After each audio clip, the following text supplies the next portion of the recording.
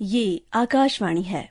प्रस्तुत है कार्यक्रम सुर्खियों में। इसके अंतर्गत सुनिए भारत वन स्थिति रिपोर्ट 2023 पर चर्चा। इसमें भाग ले रहे हैं पर्यावरण, वन और जलवायु परिवर्तन मंत्रालय में भारतीय वन सर्वेक्षण के महानिदेशक अनूप सिंह। कार्यक्रम का संचालन कर रही हैं सोनू सूद। वन और वृक्ष प्रकृति द्वारा हम सबको दिए गए साझा उपहार हैं। पर्यावरण, वन और जलवायु परिवर्तन मंत्री भूपेंद्र यादव ने शनिवार को उत्तराखंड की राजधानी देहरादून में भारत की वन स्थिति रिपोर्ट 2023 का विमोचन किया। ताजा अनुमान के अनुसार भारत का कुल फॉरेस्ट कवर और ट्री कवर 8,27,000 स्क्वायर किलोमीटर से अधिक क्षेत्र में फैला है, जो देश के कुल क्षेत्रफल के 25% से अधिक है। रिपोर्ट के मुताबिक 2021 की तुलना में 2023 में वन और वृक्ष क्षेत्र में लगभग 1,500 स्क्वायर किलोमीटर की वृद्धि हुई है। फॉरेस्ट कवर में 156 स्क्वायर किलोमीटर और ट्री कवर में 1,289 स्क्वायर किलोमीटर की बढ़त हुई। पर्यावरण, वन और जलवायु परिवर्तन मंत्री भूपेंद्र यादव ने देहरादून में जो कहा,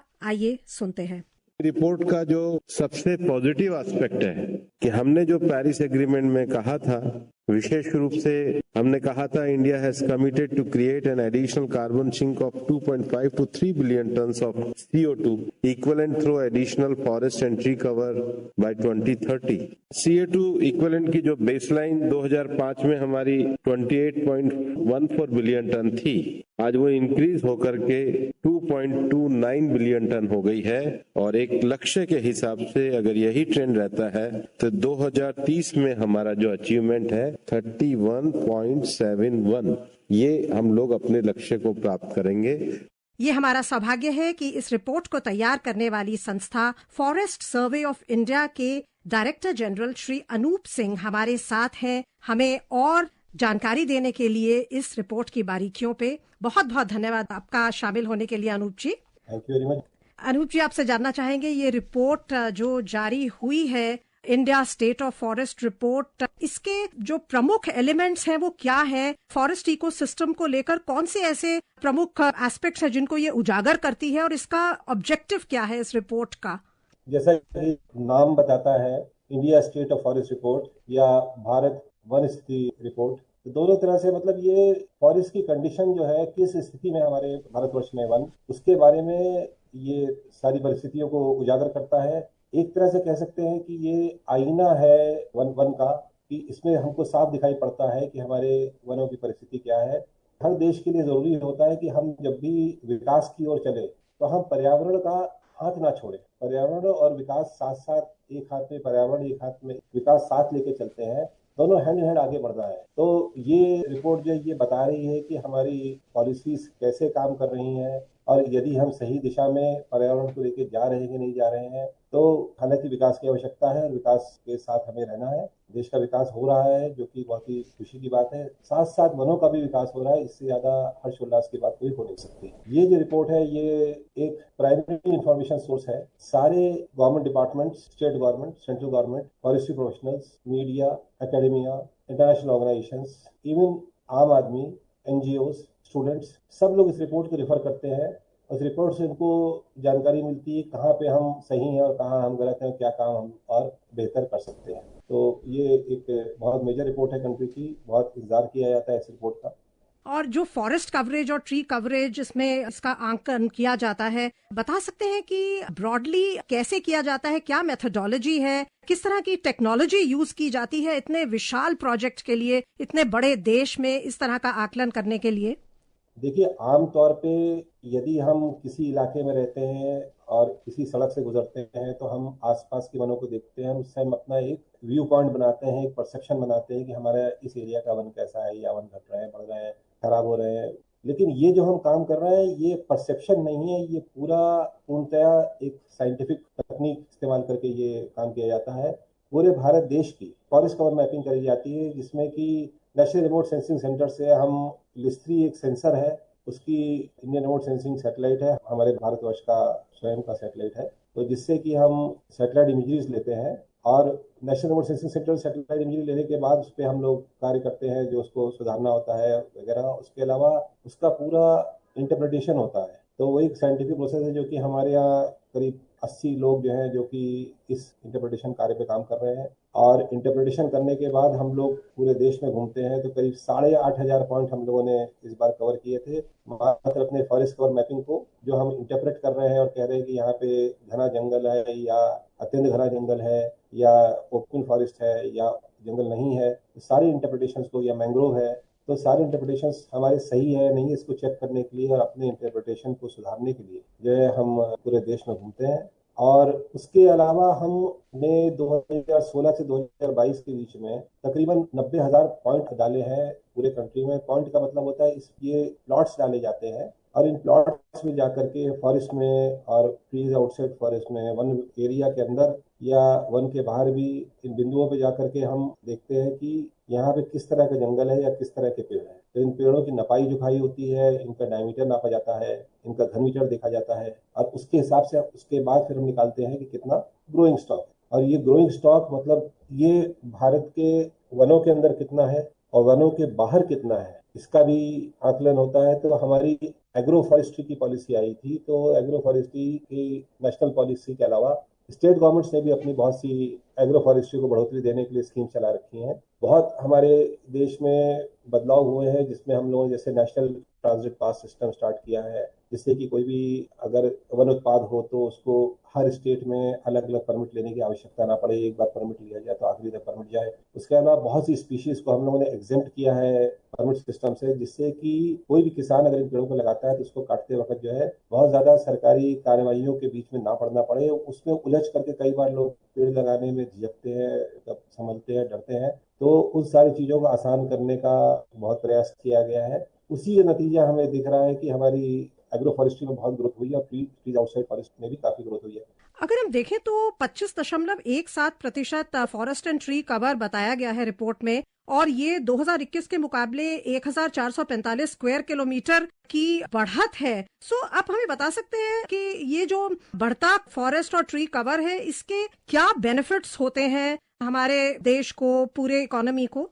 हम लोग सही दिशा की ओर अग्रसर हैं, लेकिन जैसे हमको हमेशा बचपन से पढ़ाया गया है और हमारे माता पिता ने जैसे संस्कार दिए हैं कि हमारे 80% नंबर आते थे तो कहते थे बेटा और पढ़ाई करो, 90 नहीं आए, 100 नहीं आए, फिर पढ़ते थे 90 आते तो कहते थे बेटा 100 नहीं आए। तो हम सही डायरेक्शन में जा रहे हैं, लेकिन हम इस डायरेक्शन में हमें और प्रयत्न हम करेंगे और हम अव्वल दर्जे से पास हों और हमारा और देश विदेश में नाम हो, हमारे देश का जो विदेशों में नाम हो। अभी भी इंटरनेशनल कॉन्फ्रेंसेस में बहुत नाम होता है, तो मतलब बहुत खुशी की बात है ये। कई बार ऐसा होता है कि कन्फ्लिक्टिंग फोर्सेस रहते हैं, मतलब विभिन्न जो है ताकतें जो है, कहीं पे पॉपुलेशन प्रेशर ज्यादा होता है, कहीं पे लाइव स्टॉक प्रेशर ज्यादा होता है, मतलब जानवर चराई के लिए आते हैं वनों में, तो उससे भी कई जगह पे रीजनरेशन इफेक्ट होता है। और लेकिन इसी के साथ साथ दूसरी तरफ हमारी फॉरेस्ट प्रोटेक्शन कमिटीज या वन संरक्षण समितियां जो बनाई गई हैं, ये काम कर रही हैं और बहुत बड़ी जागृति जो है वो लोगों में आ चुकी है कि मतलब वन की आवश्यकता क्यों है और वनों के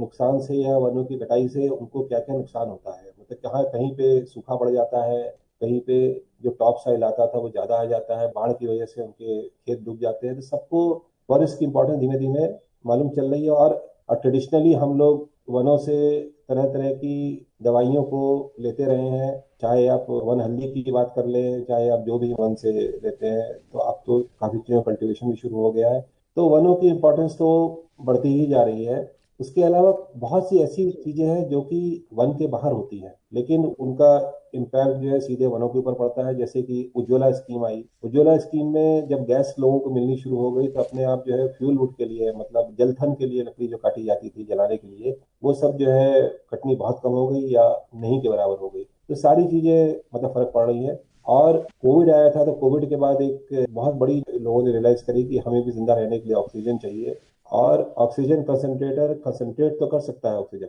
लेकिन बना नहीं सकता। तो बनाने का एकमात्र मार्ग जो है वो है वन, हमारे ये जंगल। तो धीमे धीमे मतलब जागृति बढ़ गई है और इससे जो है सबको जो है एक तरह से हरियाली, हमारी हरित प्रदेश होता जा रहा है।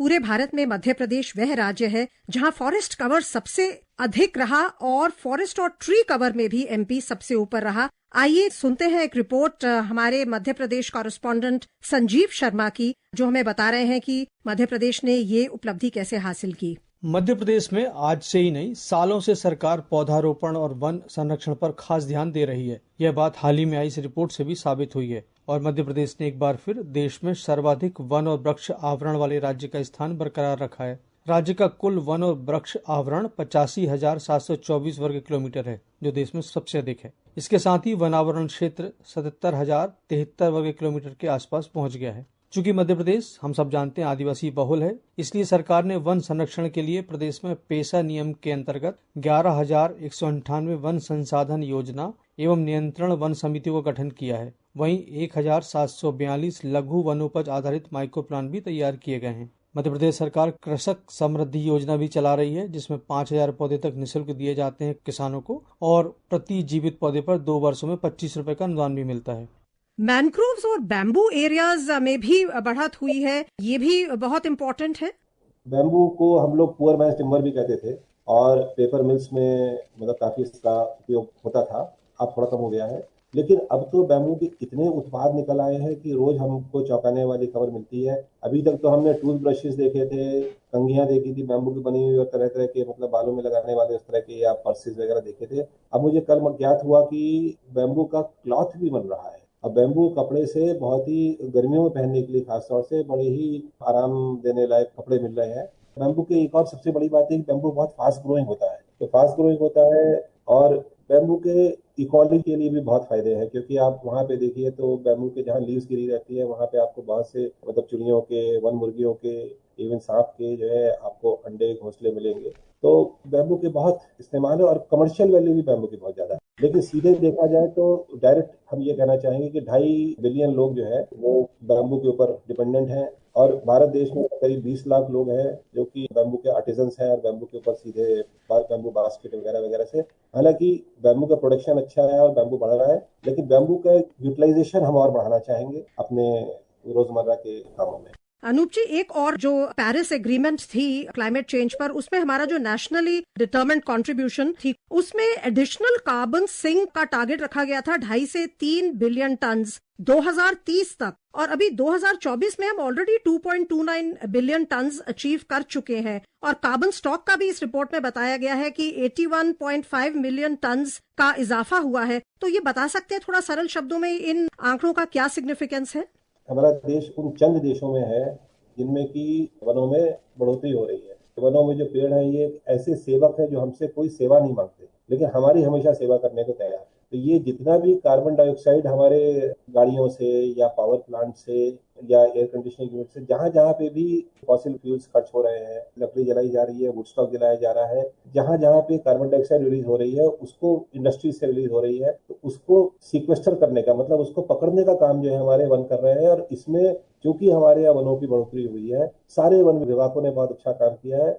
तो जो 2.5 से 3 बिलियन टन का टारगेट था हमारा 2030 तक, इसको हम एक्सीड कर जाएंगे, इसको हम क्रॉस कर जाएंगे, हम 3 बिलियन टन के भी आगे निकल जाएंगे। तो इससे जो है आपका मतलब हमारे देश पे ही नहीं, हम पूरे के पूरे ब्रह्मांड की या मतलब पूरी दुनिया की जो है हम कहेंगे कि कार्बन डाइऑक्साइड जो रिलीज हो रही है उसको कैप्चर करने का हम काम कर रहे हैं। इसका कि सीधा जो है क्लाइमेट चेंज पे इफेक्ट आएगा।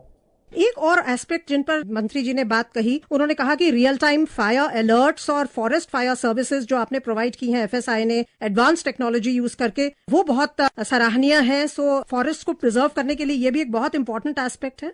देखिए, वनाग्नि तो फिलहाल 3 सालों में थोड़ी घटी है और वनाग्नि के जो भी अलर्ट्स हम लोग भेजते हैं उसमें सबसे पहले तो हम नासा के सैटेलाइट्स का डेटा जो कि national remote sensing centre download करता है, वो डाउनलोड करके हमें भेजता है और उस डेटा को हम लोग जो है आगे अलर्ट्स में उसमें उसके किस फॉरेस्ट डिवीजन से आया है, ये हॉटस्पॉट कहाँ आग लगी है और किस फॉरेस्ट बीट में आग लगी है, किस वन संरक्षण समिति के पास आग लगी है, तो पूरा डेटा जो है उस पर डाल करके हम वन विभाग में को भेजते हैं ईमेल द्वारा और एसएमएस के द्वारा। एसएमएस से हमारे बहुत से नागरिक भी जुड़े हुए हैं और बहुत से गांव के सरपंच और फॉरेस्ट प्रोटेक्शन कमेटी के चेयरपर्सन, स्कूल के टीचर्स, ये सब लोग जुड़े हैं क्योंकि वन अग्नि जब होती है तो इफेक्ट सारे लोग होते हैं। Anup ji, India state of forest report के विभिन्न पहलुओं पर हमारे साथ चर्चा करने के लिए आपका बहुत बहुत धन्यवाद। धन्यवाद।